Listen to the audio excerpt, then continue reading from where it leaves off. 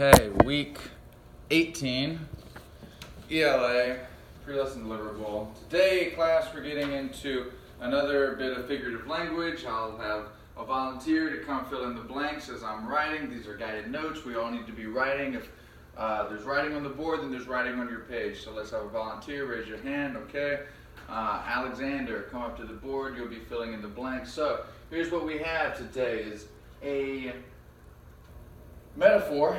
It is a type of figurative language in which unlike things are compared without using like or as. So let's stop there, fill in the blanks, and now who can tell us what, so metaphors when you do not use the words like or as, who can remember what do we call a comparison between two unlike things if you do use the words like or as?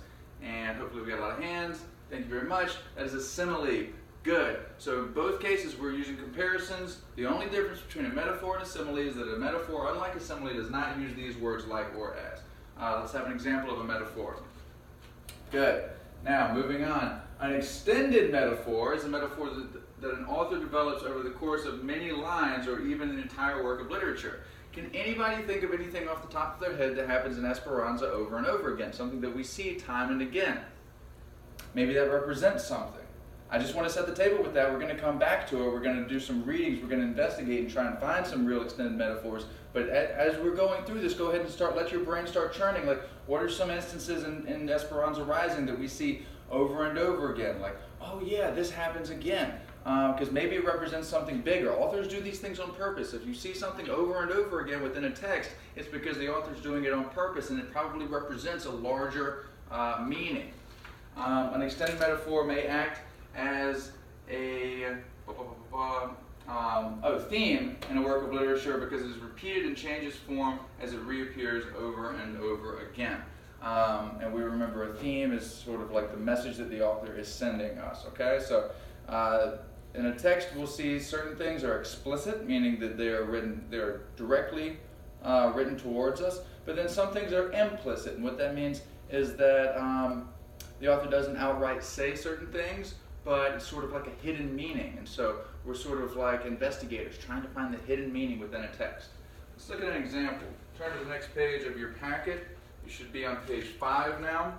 And we're going to be looking for examples of an extended metaphor. Let's have someone read today's aim, please. Brianna, go ahead. We will be able to analyze an extended metaphor's meaning and effect on the theme. So here's how the chart is going to break down. We're going to look at different pages and reread these pages at first together and then some on your own, some with your group. What we're doing is two things. One is we'll be remembering and writing down what's happening in the text at this point.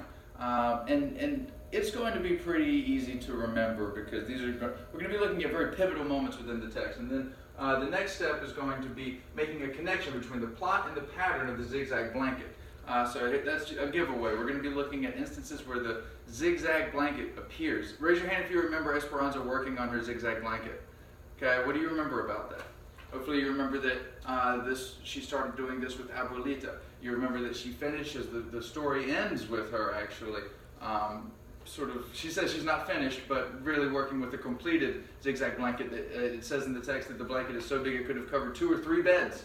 So this is constantly something that she's working on, and I think that what we're going to realize in looking at the text is that it means something. Every time we see this blanket being worked on, there's a meaning to the text. So let's look at page 14 and reread this quickly, and we'll read this together. I'm going to stop short. I'm going to call on some people, but everyone should be working together. So okay, picking up at the top of page 14 with a quote from Abuelita. "What happened to your finger?" asked Abuelita. "A big thorn," said Esperanza. Abuelita nodded and said thoughtfully, "No hay rosa sin espinas." There is no rose without thorns. Esperanza smiled, knowing that Abuelita wasn't talking about flowers at all, but that there was no life without difficulty. Slash there and track. What does that seem like? If I'm going to reread. Esperanza smiled, knowing that Abuelita wasn't talking about flowers at all, but that there was no life without difficulties. Okay, so what would we call that? If she's talking about a rose and thorns, but really she means something deeper. She doesn't just literally mean a rose and thorns. She means something else. I should see more hands. figurative language is what we see there. Good. She watched the silver crochet needle back and forth in her grandmother's hand. When a strand of hair fell into her lap, Abuelita picked it up and held it against the yarn and stitched it into the blanket. Pick up Andrew. Esperanza, in this way, my love, and good wishes will be in the blanket forever. Now watch, 10 stitches up to the top of the mountain. Add 1 stitch, 9 stitches down to the bottom of the valley. Skip 1. Slash there. What do you think is meant by the top of the mountain and the bottom of the valley? Because that's the language that we see each time this blanket is being constructed, is peaks of mountains, bottoms of valleys. Top of a mountain, bottom of a valley.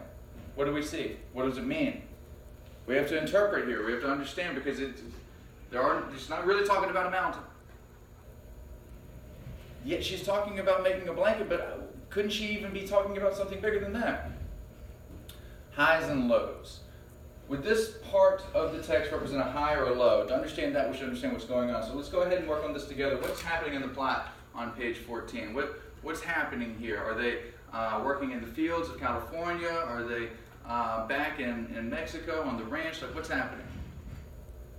Let's call on, sure, Abby. Okay, and good. Yeah, Papa is missing. So what's happening is that Papa is missing.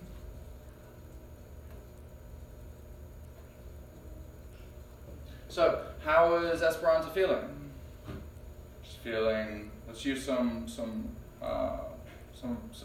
in-depth vocabulary here. Some impressive vocabulary. Something better than. I want better than sad. I want better than she feels bad. How is she feeling?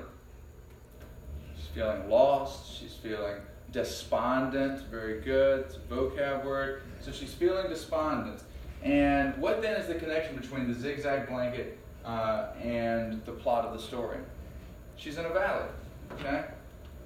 If life is nothing but mountains and valleys, highs and lows, good times and bad times, Esperanza, we're going to bullet point this. We're going to bullet point both of these because we have a limited amount of space.